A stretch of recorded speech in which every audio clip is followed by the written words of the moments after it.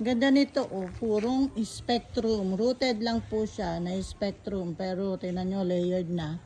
2 layer siya. Naalagaan ng frame. Ang ganda.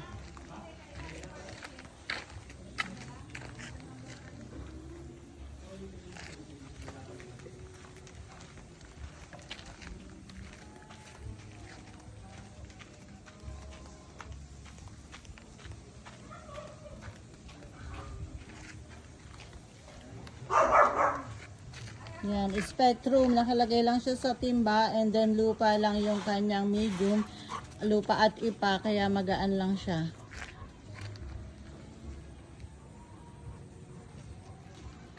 Yan ang height. Tingnan natin ang height ha. 3, almost 4 feet. Almost 4 feet ang height.